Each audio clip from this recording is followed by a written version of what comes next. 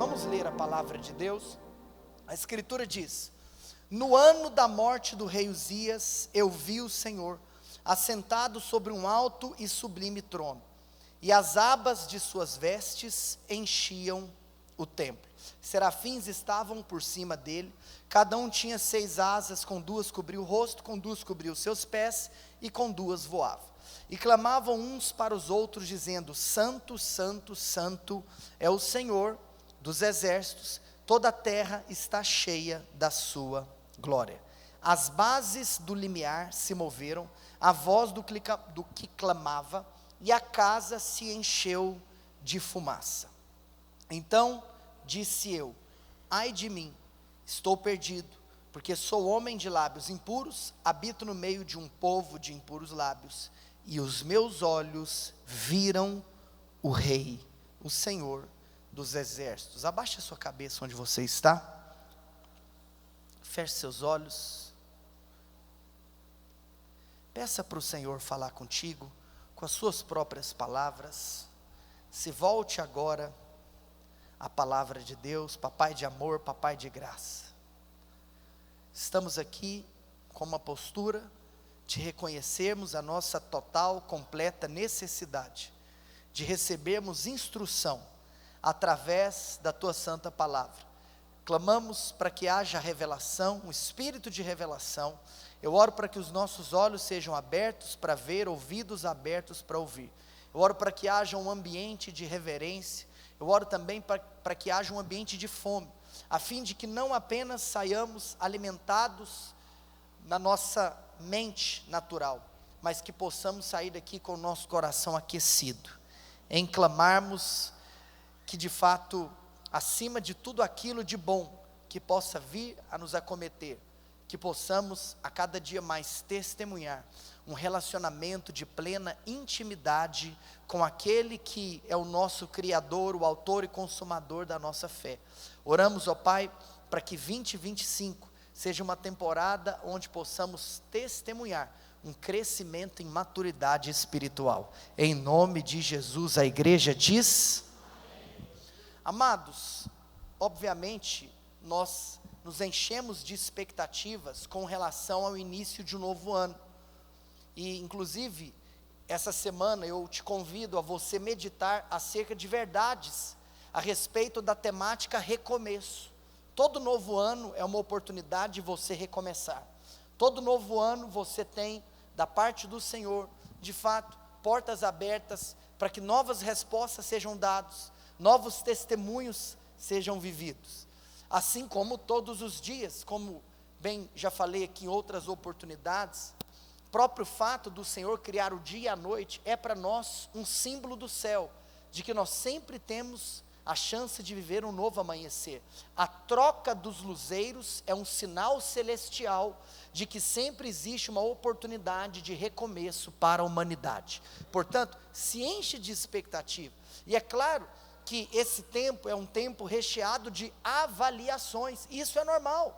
Você sempre avalia coisas boas que aconteceram, assim como também você avalia situações que talvez te acometeram, que puderam talvez te ensinar alguma coisa, talvez erros cometidos, falhas vividas. Portanto, irmãos, eu creio que avaliação é sempre algo que pertence àqueles que têm um desejo de crescer, de dar novas respostas, de subir de nível, de ir para outros patamares.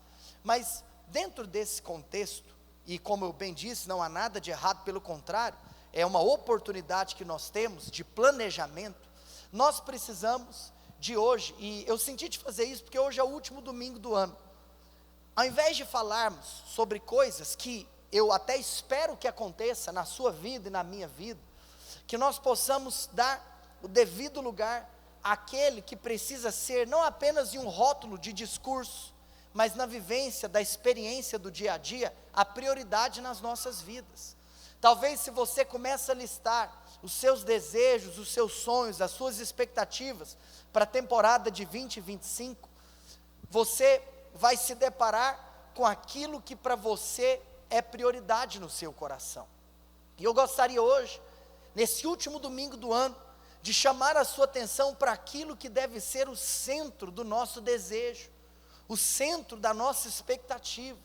Amados, venha comigo, simplesmente no verso 1 do texto que nós lemos, a Escritura diz assim: no ano da morte do rei Uzias. É interessante, porque Isaías aqui, ele vai descrever aquela que talvez tenha sido a maior experiência sobrenatural que ele tenha vivido. Se você ler com carinho, inclusive eu parei aqui no verso 5, mas se você continua lendo, nós estamos falando aqui de uma experiência sobrenatural, de uma experiência miraculosa. O que aconteceu aqui não é comum, o que aconteceu aqui é algo extraordinário. Irmãos, Isaías viu o Senhor, as bases do templo foram chacoalhadas. É como se literalmente, se nós estacionássemos nesse texto, nós seríamos completamente inspirados ao desejo de ter uma experiência real, profunda e palpável com a glória de Deus. Assim como reconhecemos que isso é extraordinário, precisamos então de entender algo, que esse texto, ele começa com uma citação por parte de Isaías, que ele marcou esse momento tão histórico na vida dele, com um lembrete, com um memorial na sua cabeça. Tudo isso aconteceu no ano da morte do rei Uzias. Algumas coisas que nós vivemos se tornam memoriais nas nossas vidas. E é interessante porque talvez você se lembra de alguns anos da sua vida por acontecimentos que foram vividos naquela temporada.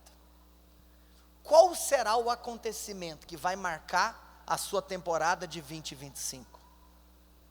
No ano da morte do rei Uzias. Esse acontecimento foi muito simbólico, de tal maneira então que Isaías, ele atrela a sua maior experiência com esse memorial. Interessante, amados, nós percebermos algo aqui. Aqui diz que no verso 5, vem comigo no verso 5, que está escrito: então disse eu, ai de mim, estou perdido, porque sou homem de lábios impuros, habito no meio de um povo de impuros lábios, e os meus olhos viram o rei. De muitas faces que o Senhor tem, talvez faces nem seria a palavra mais assertiva, de muitos aspectos que nós temos acerca do nosso Deus. Já parou para pensar? Nosso Deus, ele é pai, nosso Deus, ele também é o nosso noivo. Existem muitos aspectos que nós podemos definir quem o nosso Deus é. Isaías aqui fez questão de mencionar o aspecto da realeza de Deus. Então o que eu percebo aqui é que esse texto também nos leva a uma proposta de percebermos aqui uma experiência na vida de Isaías que trouxe uma substituição na visão de qual rei ele enxergava. Por quê? Porque ele faz questão de mencionar a morte de Uzias, e depois ele diz: os meus olhos viram o rei. Isaías está dizendo aqui que ele deixou de ver o rei natural para ver o rei espiritual. Ele parou de ver o rei Uzias por causa da sua morte, e ele contemplou uma visão do rei dos reis. Irmãos, alguma coisa vai acontecer no ano que vem, e que quando você se lembrar desse ano, você vai falar: no ano que aconteceu tal coisa, no ano do nascimento do meu primeiro filho, no ano do meu casamento. Aos irmãos talvez que foram ordenados pastores, no ano em que eu fui ordenado pastor. Quem está comigo nesse raciocínio? Mas eu quero profetizar uma coisa hoje sobre a sua vida. Eu profetizo que em 2025, Uzias vai morrer na sua vida. Como assim, pastor? Uzias vai morrer? É claro que sem explicação, essa afirmação ela não tem sentido algum. Então eu gostaria de convidá-lo a nós mergulharmos no entendimento de que o rei Uzias pode nos simbolizar um princípio espiritual. O rei Uzias pode nos simbolizar um estilo de vida. E o fato é que para você ver o Senhor, Uzias precisa de morrer. Que você daqui a um ano possa falar no ano da morte do rei Uzias. Interessante, irmãos, nós olharmos para a atividade profética, para a vida ministerial de Isaías. Por mais que no capítulo 6 ele recebe esse êxtase espiritual, Isaías já estava no exercício do seu ministério. Nos 5 primeiros capítulos desse livro, os capítulos anteriores a esse que nós lemos, Isaías já tinha profetizado. E é interessante você também entender por que Isaías fez questão de mencionar que esse acontecimento se deu no ano da morte do rei Uzias. Porque o rei Uzias era um herói nacional. Interessante que essa semana estava viajando e eu fui assistir aquela série do Ayrton Senna. Como eu nasci em 1991, então eu era muito pequeno quando Senna faleceu. E foi doido porque, gente do céu, depois que eu assisti essa série, eu fui ler tudo que você podia imaginar, que existe literatura sobre o Ayrton Senna, eu fui ler, não, perdão, literatura não, fui ler reportagens na internet, porque eu sou daqueles caras que quando eu assisto alguma coisa que é real, eu fico alucinado. E eu sentava com meu pai e falava, pai, me conta, como é que era assistir uma corrida do Senna? E era aquela coisa toda. Mas é interessante, alguém viu a série? É emocionante ou não é? Agora, por que é interessante nós pensarmos nisso? Porque nós estamos nos referindo a uma pessoa que foi considerado um herói nacional.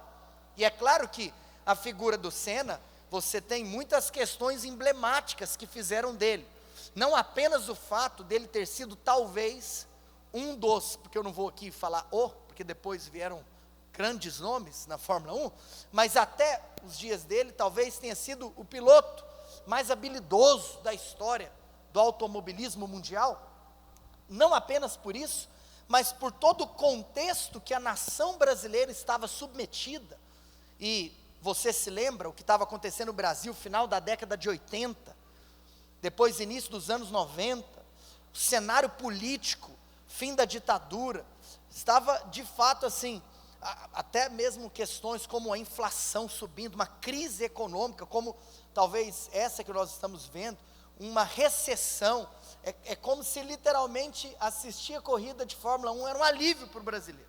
Então o Senna se torna um ícone nacional. Agora, eu vou te contar uma coisa. O rei Uzias também era um ícone nacional. E é por isso que Isaías faz questão de mencioná-lo. Ele era um ícone nacional porque talvez, depois do rei Davi, ele pode ser considerado o rei mais vitorioso da nação de Israel. Depois do rei Davi, talvez ele tenha liderado o exército de uma maneira mais poderosa do que os outros reis da nação de Israel. Então, e inclusive, eu acredito que pode ser que Isaías tenha esse apreço pela figura emblemática do rei Uzias, porque muito provavelmente Isaías era um camarada novo quando Uzias morreu. Por que eu acredito que Isaías talvez fosse mais jovem no tempo da morte do rei Uzias? Por causa daquilo que está escrito em Isaías 1:1. Tem como projetar, por favor? Só para a gente não precisar de abrir. Olha o que está escrito aqui. O primeiro versículo do livro nos mostra que a atividade profética de Isaías se deu no período de 4 reinados. A escritura diz, Isaías 1:1. Visão que, pode colocar na RA, por favor, só para já deixar nela, depois eu vou ler a NA, em outro momento da palavra. A escritura diz,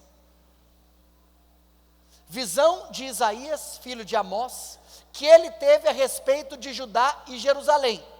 Ou seja, o livro vai retratar a visão profética de Isaías. Em qual tempo? A palavra de Deus diz, nos dias de Uzias, Jotão, Acás e Ezequias. Ou seja, o ministério de Isaías foi um ministério tão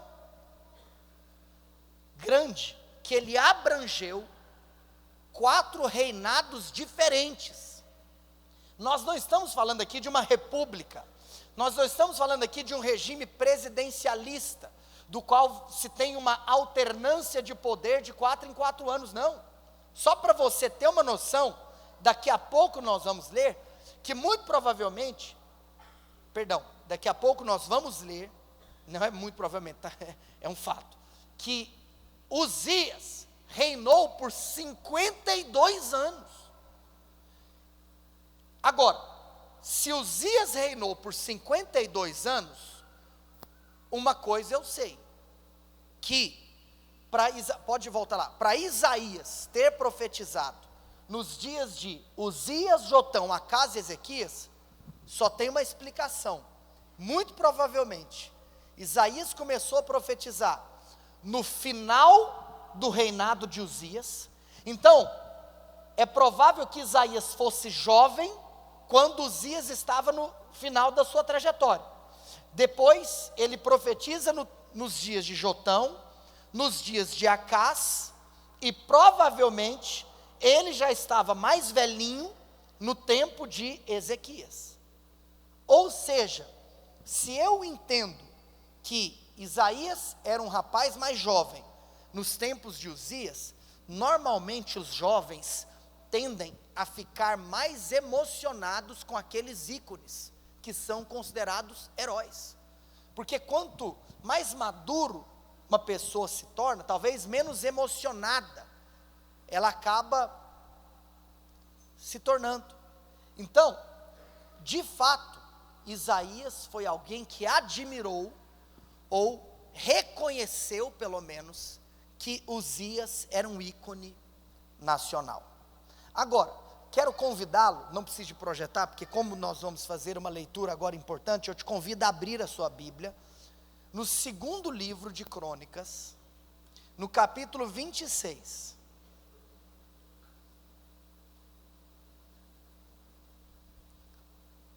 Segundo Crônicas, capítulo 26.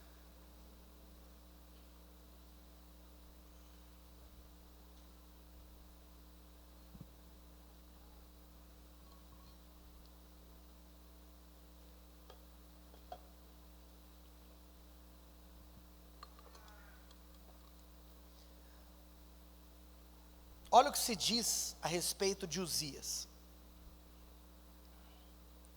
Todo o povo de Judá tomou a Uzias, que era de 16 anos, e o constituiu rei em lugar de Amazias, seu pai. Verso 3. Uzias tinha 16 anos quando começou a reinar, e 52 anos reinou em Jerusalém. Verso 4 diz que ele fez o que era reto perante o Senhor, segundo tudo o que fizera Amazias seu pai. E o verso 5 diz que propôs-se a buscar a Deus nos dias de Zacarias, que era sábio nas visões de Deus. Nos dias em que buscou o Senhor, Deus o fez prosperar. Olha o que está escrito no final do verso 5, segundo Crônicas 26, 5. Nos dias em que Uzias buscou ao Senhor, Deus o fez prosperar. Então aqui, nós percebemos algo, que não apenas Uzias começa o seu reinado, quando ele era muito jovem, do ponto de vista de idade, ele era um adolescente quando ele começou a reinar sobre a nação, mas não apenas no âmbito natural, em uma atmosfera espiritual, ele foi alguém que fez o que era reto perante o Senhor, no início do seu reinado. Então nós temos aqui um relato de que Uzias começou muito bem, e a Escritura diz que, enquanto ele buscou o Senhor, Deus o fez prosperar. Nós temos aqui um relato de que ele se tornou um homem próspero. Nós temos um relato de um avanço. Interessante, porque agora, olha aí para a sua Bíblia, eu quero convidá-lo a você olhar junto comigo, a partir do verso 6, o quão poderoso se tornou esse reinado nos dias do governo de Uzias. A Escritura diz: saiu e guerreou contra os filisteus, e quebrou o muro de Gate, e edificou cidades no território de Asdod entre os filisteus. Aqui, fala também o muro de Gate, o de Jebné e o de Asdod. E edificou cidades no território de Asdod e entre os filisteus. Verso 7. Deus o ajudou contra os filisteus e contra os arábios que habitavam em Gur-Baal e contra os meunitas. Os amonitas deram presentes a Uzias, olha o que está escrito, cujo renome se espalhara até a entrada do Egito, porque se tinha tornado em extremo forte. Irmãos, olha o que está escrito aqui, que o nome de Uzias, a fama de Uzias foi tão grande, que chegou até as portas do Egito. Agora, falar do Egito, é você falar de uma das maiores potências bélicas da antiguidade, e é relatado, que nos tempos de Uzias, o grande Egito, ele não saiu do seu território, ele ficou recolhido no portão da sua casa. Por quê? Porque Uzias estabeleceu o seu domínio a ponto de manter Faraó e seu exército dentro do quintal da sua casa, sem sair e avançar para nenhum lugar. Então, você percebe aqui a força da nação no tempo em que Uzias buscou ao Senhor. E olha o que está escrito nos versos 9 e 10. Nós temos também um relato acerca da economia, porque aqui diz: também edificou Uzias torres em Jerusalém, a porta da esquina, a porta do vale e a porta do ângulo, e as fortificou. E também edificou torres no deserto e cavou muitas cisternas, porque tinham muito gado, tanto nos vales como nas campinas. Tinha lavradores e vinhateiros nos montes e nos campos férteis, porque era amigo da agricultura. Ou seja, eles tinham uma força bélica, mas eles também tinham uma força econômica, até pela obviedade de que a agropecuária aqui talvez deveria ser a maior atividade econômica. Ou seja, existe um relato de uma prosperidade, de uma força bélica e econômica. Nós percebemos aqui, irmãos, que isso se torna evidente, continuando o texto, verso 11, tinha também Uzias um exército de homens destros nas armas, que saíam à guerra em tropas, segundo o rol feito pelo escrivão Jeiel e Maacéias, oficial sob a direção de Ananias, um dos príncipes do rei. O número total dos cabeças das famílias, homens valentes, era de 2.600. Debaixo das suas ordens havia um exército guerreiro de 307.500 homens, que fazia a guerra com grande poder para ajudar o rei contra os inimigos. Verso 14, preparou-lhes Uzias para todo o exército escudos, lanças, capacetes, couraças e arcos, e até fundas para atirar pedras. Fabricou em Jerusalém máquinas de invenção de homens peritos. Olha isso aqui, inovação tecnológica. Olha a prosperidade, até uma prosperidade intelectual.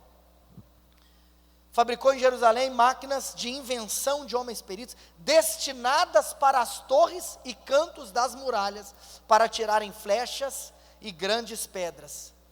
Olha o que está escrito, final do verso 15, amados. Divulgou-se a sua fama até muito longe.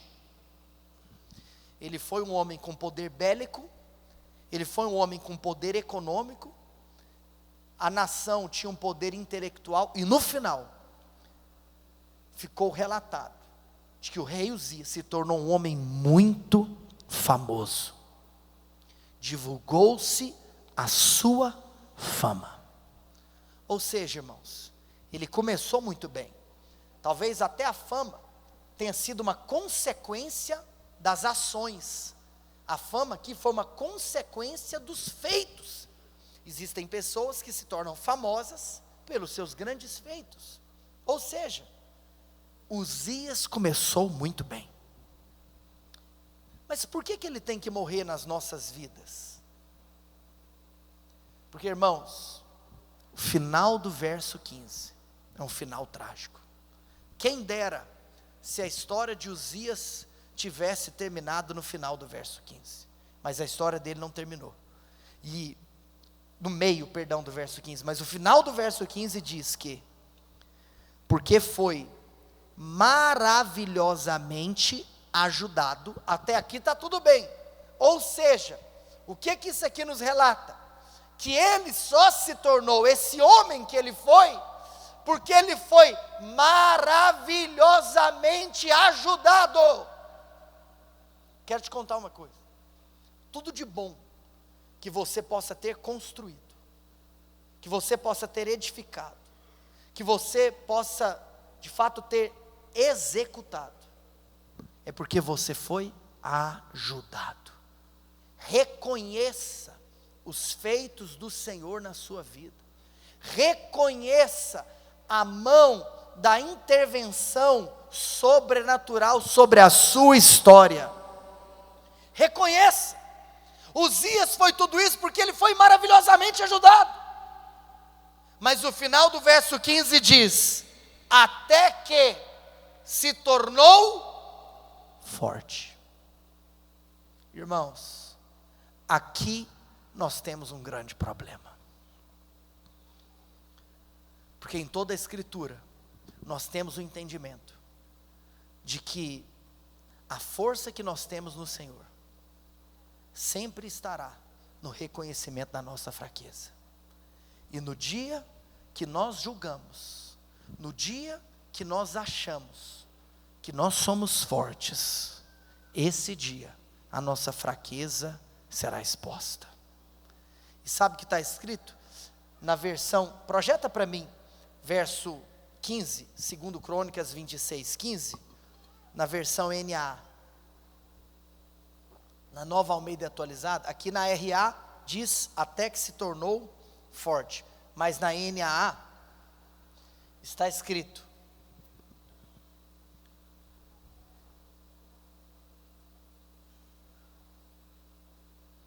até se tornar muito poderoso. Oh, irmãos, sabe que nós precisamos de refletir? Se tudo aquilo que você tem como sonho, se tudo aquilo que você tem como objetivo, se tudo aquilo que de fato existe um desejo, eu nem estou dizendo que é um desejo errado, se você viver tudo que você aspira, se você chegar naquele lugar que mexe com você, e eu não estou falando aqui primariamente uma motivação errada, você tem que entender uma coisa: o seu maior teste será se você irá se considerar ou não poderoso. Até que se tornou poderoso. Deus, Ele nunca aceita dividir a sua glória com ninguém. Teu é o reino, teu é o poder e tua é a glória. Eu me lembro de Nabucodonosor, que um dia, andando sobre a grande Babilônia, ele chegou a uma conclusão: esta foi a grande Babilônia que eu edifiquei, segundo a minha força. Oh, irmãos, que o Senhor nos livre de, se nós vermos o cumprimento de tudo que nós desejamos, de nós nos considerarmos poderosos. É como se, mesmo se o Senhor te der tudo que talvez você almeja, você nunca pode perder, não apenas a ciência, mas a devoção, de que tudo isso não é porque você é forte, não é porque você é poderoso, mas é porque você foi maravilhosamente ajudado. É por isso que nós precisamos de louvar a Deus por testemunhos de homens como Billy Graham. O testemunho como o de Billy Graham é um testemunho, amados, que literalmente nos choca. Tantos outros que nós poderíamos citar, de pessoas que nunca permitiram que lugares terrenos, dignos de aplausos humanos, tirasse deles a ciência da dependência e da fraqueza. Sabe qual foi o erro de Uzias? Simplesmente receber a glória de tudo aquilo que ele tinha conquistado. Então, amados, não é sobre simplesmente ou apenas vermos se cumprir tudo aquilo que nós temos desejado. Talvez a listinha que você faz de pedidos ou de aspirações para a próxima temporada. Mas é de você não permitir que, se você alcançar o que você almeja, que você se considere uma pessoa forte ou poderosa. Quem está comigo aqui nessa noite? Portanto, amados, eu gostaria de convidá-los, pode tirar aqui, gostaria de convidá-los a ler o verso 16. O verso 16 diz que: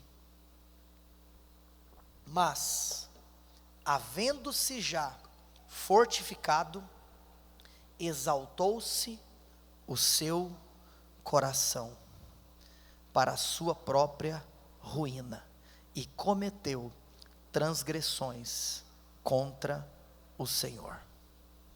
Aqui diz qual transgressão foi essa, como por exemplo, seu Deus, porque entrou no templo para queimar incenso no altar do incenso. Uzias era rei, ele não podia queimar incenso. Queimar incenso era uma tarefa sacerdotal, era uma tarefa dos filhos de Arão. Ou seja, você pode ser o rei, você pode ser o líder, isso não significa que você pode fazer tudo. Você precisa de se submeter às atribuições da função do lugar onde Deus colocou. E sabe qual é o problema? É quando as pessoas acham que pela posição que ocupam, elas podem fazer tudo. E pode ser que muitas vezes, você não vai poder fazer o que pessoas que estão debaixo do seu governo vão fazer. Porque não é seu papel, não é sua função.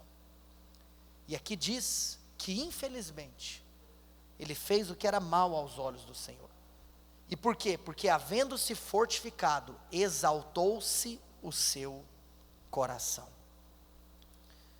Irmãos, tudo que nós temos que vigiar é para que nós não exaltemos o nosso coração. Na versão NAA diz: mas depois que Uzias se tornou poderoso, o coração dele se exaltou para a sua própria ruína. Sempre a sua ruína estará no lugar de exaltação do seu próprio coração. Que o Senhor nos livre disso, que possamos guardar o nosso coração. Ou seja, o que nós concluímos? Nós concluímos então, que existe sempre um teste de Deus em nossa vida, quando nós recebemos do próprio Deus aquilo que nós tanto buscamos. Repito mais uma vez, por que eu estou trazendo isso? Porque com certeza, e isso não está errado, início do ano é tempo de busca. Todo começo de ano você vai lá buscar o balde que você tinha chutado, seja ela de qual área for, daquela que você acabou de lembrar e soltou essa risada, não é? Então, é a vida do início do ano, e nada de errado, é um recomeço, e eu louvo a Deus, quando pessoas testemunham no final do ano, que elas foram vitoriosas naquilo que elas buscaram, glória a Deus por isso. Mas o que nós precisamos de entender, é que muitas vezes, recebemos aquilo que nós buscamos de Deus, talvez você não estava com o coração errado, talvez você pode ter iniciado com o coração sincero, mas depois ter perdido o coração no meio da jornada, ou, infelizmente em alguns casos, até mesmo, você já tem um coração errado desde o primeiro momento da busca. Mas o fato é que quando nós recebemos, isso se torna um teste para nós. Depois que Uzias se tornou poderoso, o seu coração se corrompeu para a sua própria ruína. Irmãos, Uzias, então pode apontar para aqueles que abandonam a Deus depois de terem recebido aquilo que estavam buscando em Deus. Você começa buscando em Deus, Deus te dá, e depois sabe o que você faz? Se abandona a Deus, depois que recebeu aquilo que você pediu para Ele mesmo. Tem alguém comigo aqui nessa noite? Então, sabe o que isso nos mostra? Que Uzias pode representar uma busca interesseira. Em outras palavras, você não está atrás de Deus, você está atrás daquilo que Deus pode te dar. Por isso que Jesus, em Lucas capítulo 17, ele virou para aquele camarada. Qual camarada? Lucas capítulo 17, nós temos um relato de uma extraordinária cura divina. O que aconteceu? 10 leprosos foram até Jesus, e milagrosamente eles foram curados. Glória a Deus por isso. Quem aqui quer ver cura? Eu quero ver cura, eu quero ver milagre, eu quero ver o sobrenatural. Mas é interessante porque depois do milagre nós temos um diálogo de Jesus com um dos 9. Interessante, com um dos 10. Quem foi esse um? Dos 10 que foram curados, apenas um voltou para agradecer. Os outros 9, depois de receberam aquilo que foram buscar, deram as costas para Jesus. E aí Jesus então faz uma pergunta sincera: meu filho, meu amigo, seja lá como Jesus falou, cadê os outros 9? Eu te pergunto, por que Jesus pergunta para esse que havia voltado para agradecer, onde estavam os outros 9? Será que é porque Jesus estava querendo apossá-lo como presidente do sindicato dos ex-leprosos curados por Jesus? Era isso? Não, não era isso. A pergunta de Jesus era uma pergunta sincera: onde estão os outros? Por que eles me abandonaram depois que receberam o que vieram buscar? A pergunta de Jesus, meus amados, apenas reflete o coração que Ele tem com relação a mim e com relação a você. Ele não quer te perder. Eu quero te falar uma coisa: Ele não quer te perder. Que Deus te livre de você receber tudo que você deseja para 2025, mas no final, depois de ter ganhado o mundo inteiro, você ter perdido a sua própria alma. Que Deus te livre. Que o cumprimento das promessas, que o recebimento das bênçãos, não se transforme em um distanciamento do abençoador. Onde estão os outros 9? Irmãos, abrindo meu coração para vocês, eu acredito que talvez essa é uma das temáticas da minha vida. Tudo que eu desejo para essa igreja é que nós edifiquemos uma obra onde as pessoas não buscam a Deus apenas pelas suas necessidades, ou melhor, que elas não permaneçam nesse relacionamento apenas pela busca da necessidade. Porque sim, nós precisamos de apresentar um Deus que faz, e não há nada de errado nisso, mas essa é apenas a porta de entrada para o relacionamento. Chamem os doentes, chamem os leprosos. Eu profetizo que nessa nova temporada nós veremos sim milagres, nós veremos sim curas, nós veremos sim o agir sobrenatural. Mas o que eu profetizo é que não apenas no próximo ano, mas na próxima década, nas décadas vindouras, que nós possamos ver aqui pessoas que não tratam a Deus como um amuleto descartável. Um dia o Espírito Santo me confrontou. Sabe por quê? Porque pela graça de Deus eu tive uma adolescência muito faminta por Deus. Pela graça de Deus eu pude viver uma juventude muito incendiada, apaixonada. Mas isso, que é para mim um memorial, também se tornou algo didático. Que teve um momento que, um dia, o Espírito Santo me perguntou: meu filho, por que você não me busca mais? Talvez com o mesmo desespero que você me buscava antes. E isso eu estou falando de um momento singular. Estou falando de uma temporada, de uma estação singular, aonde eu percebi que o Espírito Santo estava querendo me confrontar com relação à intensidade, com relação a desespero. Você sabe qual é o problema? É se nós perdemos o nosso desespero, porque nós entramos em uma nova fase. Amados, que Deus nos livre de perder o fervor, que Deus nos livre de perder o desespero. Em outras palavras, se eu parar para meditar e ser vulnerável, enquanto você está solteiro, você só tem um sonho, você só tem um chamado, você só tem uma aspiração, é fácil. E depois que você casa, depois que você tem as filhas que você sonhou, depois que você tem o ministério que você sonhou, e aí? O que sobra?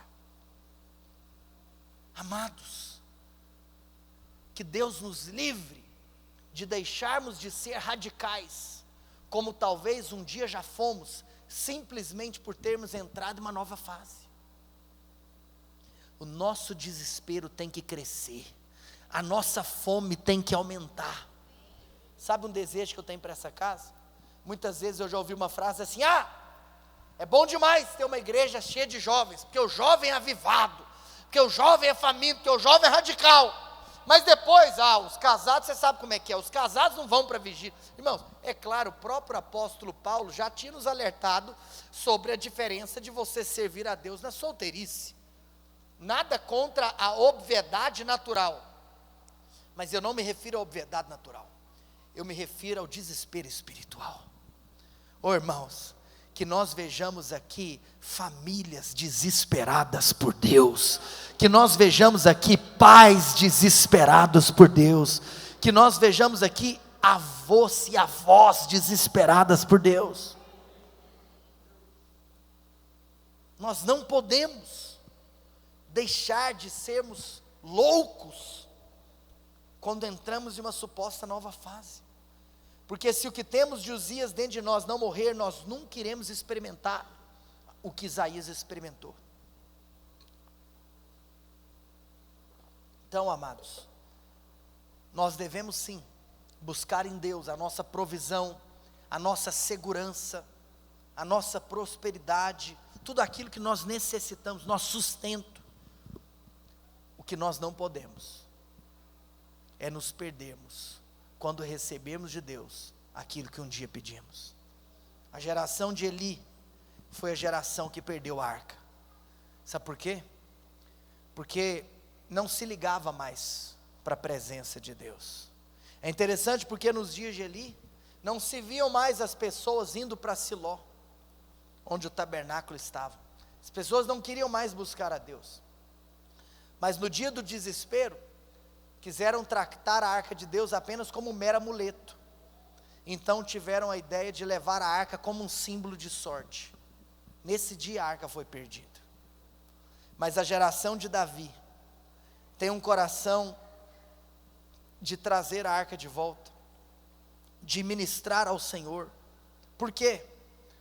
Porque muito mais interessado naquilo que Deus poderia fazer, Davi estava interessado em honrar aquilo que Deus simbolizava para ele, em primeiro lugar. Sabe o que é poderoso? Que se nós nos lembrarmos do Antigo Testamento, tanto Davi quanto Moisés nos apontam para dois homens que amavam a glória de Deus, que amavam a presença de Deus, que amavam o relacionamento íntimo com Deus, e foram homens que experimentaram muito o que Deus faz. Foram homens muito abençoados. Por quê? Porque você buscar quem Deus é, não faz você deixar de desfrutar do que Deus pode fazer. Mas a grande questão, irmãos, é que a genuína mensagem da consagração, ela nunca vai contra as intervenções de Deus e os seus benefícios, mas ela vai em direção ao entendimento dos ajustes das motivações. Sabe por quê? Porque aquilo que muitos acreditam que é simplesmente um atributo do que Deus pode fazer, na realidade é quem Ele é. Por exemplo, a Bíblia não diz apenas que o Senhor traz recompensas. A Bíblia diz que Ele é galardoador. Olha que poderoso. O Senhor, Ele é recompensador. Ele não apenas traz recompensas. Por isso, a busca por aquilo que Deus é, inevitavelmente vai te fazer desfrutar do que Ele faz. Mas muitas vezes, apenas a busca por aquilo que Deus faz, vai fazer com que você perca quem Deus é. Por isso, que quando a geração de Eli que eu citei, levou a arca, acabou perdendo a arca. Porque estava só na busca por aquilo que Ele faz. Amados, nós precisamos então, e aqui eu quero concluir a mensagem, trazendo um entendimento, que nós podemos elevar, e aqui, nesse último domingo do ano, há 2 dias da nossa passagem de ano, daqui 2 dias nós estaremos aqui juntos de novo, e eu quero sim profetizar sobre a sua vida, aquilo que a palavra de Deus diz, declarar um ano de vitória, um ano de bênçãos. Mas por que eu fiz questão de trazer essa mensagem antes? Porque eu quero te dizer, você tem 2 dias para trazer, dentro talvez da sua lista de desejos ou pedidos, um ajuste, se ele necessário for. Se for necessário um ajuste, acerca de motivações, acerca de prioridades, faça.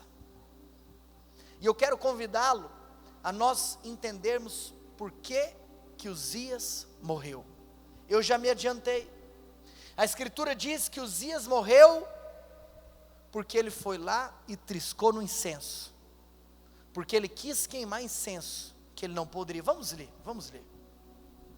A palavra do Senhor diz, vamos lá para o verso 16, vamos ler sobre a morte de Uzias. Essa é a conclusão da nossa mensagem. Vamos voltar do verso 16. Eu vou ficar aqui na NAA mesmo. Mas depois que Uzias se tornou poderoso, o coração dele se exaltou para a sua própria ruína. Ele cometeu uma transgressão contra o Senhor seu Deus, pois entrou no templo do Senhor para queimar incenso no altar do incenso. Porém, o sacerdote Azarias entrou atrás dele, e acompanhado de 80 sacerdotes do Senhor, homens da maior firmeza, enfrentaram o rei Uzias, e lhe disseram: não compete a você, Uzias, queimar incenso diante do Senhor, mas aos sacerdotes, filhos de Arão, que são consagrados para esse serviço. Saia do santuário, porque você cometeu uma transgressão, e isso não lhe trará honra da parte do Senhor Deus. Então Uzias se indignou, e ele tinha um incensário na mão para queimar incenso. No momento em que ele se indignou contra os sacerdotes, a lepra lhe saiu na testa, e ali mesmo, na presença dos sacerdotes, na casa do Senhor, junto ao altar do incenso. Irmãos, verso 20 diz: quando o sumo sacerdote Azarias e todos os sacerdotes se voltaram para ele, eis que ele estava leproso na testa. Então apressadamente o tiraram dali, e até ele mesmo se apressou em sair, visto que o Senhor o havia ferido. Assim o rei Uzias ficou leproso até o dia da sua morte, e por ser leproso, morou numa casa separada, porque foi excluído da casa do Senhor. E Jotão seu filho tinha a seu encargo palácio real, governando o povo da terra. Quanto aos demais atos de Uzias, tanto os primeiros como os últimos, o profeta Isaías, filho de Amós, os escreveu. Uzias morreu e foi sepultado no túmulo de seus pais, num cemitério que pertencia aos reis, porque disseram, ele era leproso. E Jotão seu filho reinou em seu lugar. Oh irmãos, um homem que começou tão bem, Um homem que teve um coração de buscar a Deus, mas era uma busca interesseira. Era uma busca apenas por aquilo que Deus poderia fazer. Depois de ter recebido o que tanto tinha desejado, abandonou o Senhor e achou que poderia fazer o que ele bem quisesse. Que em 2025 você possa na sua vida abandonar todo tipo de busca interesseira. Que você possa em 2025 não ir até o Senhor apenas ou simplesmente pelos benefícios que você pode receber, mas que você aprenda a priorizar a presença de Deus no seu coração. Amados, eu quero te fazer uma pergunta: aonde você encontra Uzias na sua vida? A pergunta que eu tenho para te fazer nessa noite é: aonde você encontra Uzias? Eu quero te contar, sabe onde que Uzias está? Uzias está no meio do incenso. Você sabe disso? Tanto em Apocalipse capítulo 5, tanto em Apocalipse capítulo 8, tanto em Salmos capítulo 141. Incenso na palavra de Deus aponta para a oração. Sabe aonde que nós encontramos Uzias na nossa vida? Pasme, na nossa oração, na nossa lista de pedido. Lá você encontra Uzias.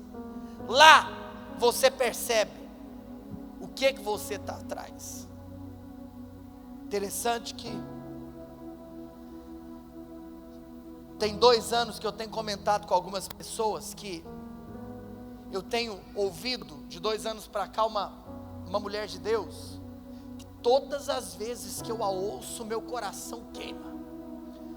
Eu tive a oportunidade de ouvi-la presencialmente 3 ou 4 vezes nesses últimos 2 anos, em alguns países diferentes, e todas as vezes que eu a ouço pessoalmente, eu fico assim, perplexo, com tamanha glória de Deus, enquanto essa mulher fala.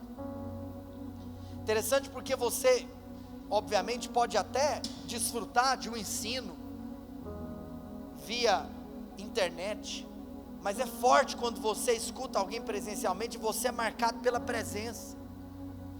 E um dia, estava conversando com o meu pastor sobre a vida dela, sobre o ministério dela. Estou me referindo a uma mulher chamada Christine Kane. E ele me disse: Vinícius, essa mulher é uma das mulheres hoje que são uma das pessoas que nós consideraríamos um dos maiores pilares da humanidade hoje, na luta contra o tráfico humano. Você sabe que quando ele falou isso, na hora eu entendi. Falei, meu Deus, eu entendi por que tanta glória. Sabe por quê? Porque a vida dessa mulher é lutar as lutas de Deus. Você sabe, talvez pode ser, irmãos, não há nada de errado. Por favor, eu quero que você me entenda. Não quero que você me interprete mal. Eu também não estou preocupado com a sua opinião. Eu quero que você me entenda, porque eu te amo. E porque eu quero que você vá para esse lugar que eu estou te convidando. E se você não me entender, amém. Uma coisa é você clamar a Deus socorro, e faça isso para Deus batalhar a sua guerra. Faça isso, clame socorro. Existem homens que estão clamando socorro: Senhor, venha batalhar a minha guerra. E quando você faz isso, você vai ter vitória.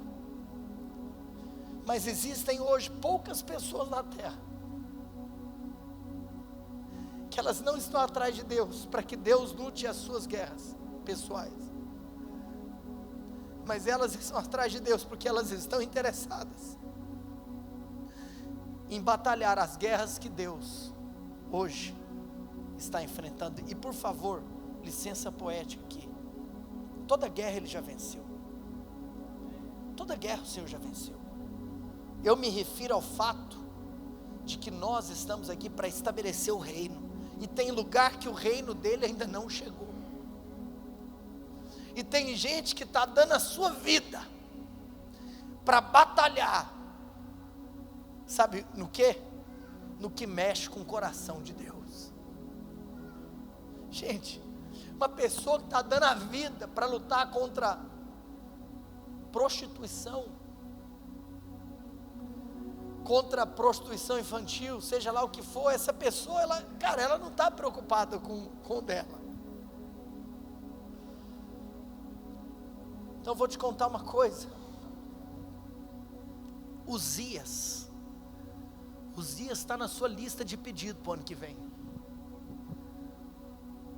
É como se talvez hoje você tenha uma oportunidade de começar um ano de um jeito que talvez pode ser que você nunca tenha começado em toda a sua vida. Senhor, o que o Senhor quer fazer na terra em 2025?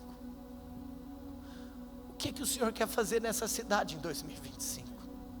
E eu quero te pedir, Senhor, não me deixa de fora do que o Senhor está fazendo. Eu quero poder participar.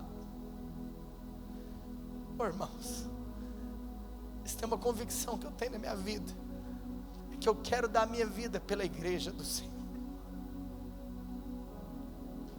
porque foi pela igreja que Jesus deu a dele. Jesus deu a sua vida pela sua noiva. Eu não sei você, mas eu quero dar minha vida pela noiva dele. Irmãos, eu quero te contar uma coisa. Jesus respondeu quando fora perguntado por aqueles que haviam sido enviados por João Batista. No contexto da morte de João Batista, Jesus respondeu assim: ei, os cegos estão vendo, os surdos estão ouvindo, os coxos estão andando, é chegado o reino. Você sabe, nós precisamos dar a nossa vida para ver cegos enxergarem, para ver surdos ouvirem, para ver paralíticos andarem. Nós precisamos dar a nossa vida para ver aquele que está enfermo sendo curado, aquele que está cativo sendo liberto, aquele que está morto nascendo de novo. Nós temos uma responsabilidade, que em 2025 você possa não apenas ler, mas você possa viver. Eu vou buscar em primeiro lugar o reino do Senhor, e todas as demais coisas me serão acrescentadas, porque a minha prioridade não está onde essas demais coisas estão, mas a minha prioridade está em onde o reino de Deus está. Eu quero te falar uma coisa: existem coisas pelas quais o Senhor sofre, existem coisas pelas quais o Senhor chora, existem coisas pelas quais o Senhor deseja. Jesus chorou quando Lázaro estava morto. Eu quero dar a minha vida para ver Lázaro ressurgindo. Pessoas que talvez outros, a religião, já haviam então amarrado as suas mãos, amarrado os seus pés, mas falando: Lázaro, vem para fora. Existe sim uma nova história, existe um novo recomeço, existe uma nova temporada, existe uma nova chance. Oh, irmãos, que nós possamos identificar aonde está Uzias, e que nós possamos mudar, transicionar, substituir o que nós queremos ver. Você quer ver o rei Uzias ou você quer ver o rei dos reis? No ano da morte do rei Uzias, eu vi o Senhor. Sabe o que é poderoso? Que a escritura diz que o Senhor levantou Azarias e os demais sacerdotes. A palavra de Deus os chamou de homens corajosos. Que Deus levante Azarias em nossa geração, que Deus levante homens corajosos para confrontar aqueles que são os poderosos dessa terra. Sabe por quê? Porque os Azarias de Deus são aqueles que dizem para essas pessoas: não importa quem você é, existe coisa que você não pode fazer. Que Deus levante homens indignados com a injustiça, indignados com a corrupção, indignados com a prostituição, indignados com a miséria. Que Deus levante homens indignados. Que Deus levante mais uma vez os seus Azarias. Sabe o que é poderoso? Porque Azarias se indignou. É até interessante porque aqui o texto fala que Uzias se indignou. Mas o que Uzias não sabia é que antes dele, Azarias já estava indignado com ele. Tome cuidado, para você não se achar o Todo-Poderoso, achando que você pode fazer o que você quiser por quem você é. Sabe aquela famosa pergunta, você sabe com quem você está falando? Azarias falou: quem esse homem acha que é? Quem esse homem acha que é? Para desobedecer a ordem de Deus. Oh, irmãos, que algo possa acontecer no nosso coração em 2025. Interessante que a palavra de Deus diz que foi o Senhor que feriu Uzias. Quero te contar uma coisa: você não é chamado para ferir ninguém. Você não é chamado para ferir Uzias, porque quem trata com as pessoas não é você, quem trata com as pessoas é o próprio Deus. Sabe qual é o problema? É que tem muita gente que não sabe o que é ser Azarias. Tem gente que acha que o seu papel é ferir outros. Não, cada pessoa será tratada pelo próprio Deus. E eu quero te falar uma coisa: se você se levanta com a indignação correta, o próprio Deus executa a justiça que lhe apraz, que lhe convém. Portanto, irmãos, que nós possamos ter um coração de simplesmente falar: Senhor, eu estou indignado com a minha busca interesseira, eu estou indignado com a minha falta de fervor espiritual, eu estou indignado com a minha atitude de não priorizar aquilo que é eterno. Sabe o que vai acontecer? É o próprio Deus quem vai ferir Uzias. É o próprio Deus quem vai mudar o seu coração. Você não tem o poder de se transformar. Você tem o poder apenas de clamar e falar: Senhor, ai de mim, porque eu sou um homem de impuros lábios e habito no meio de um povo impuro. Hoje você pode falar: ai de mim, mas eu profetizo que em 2025 você verá o Senhor, você verá o Rei dos Reis, no ano da morte do rei Uzias. Fique em pé onde você está.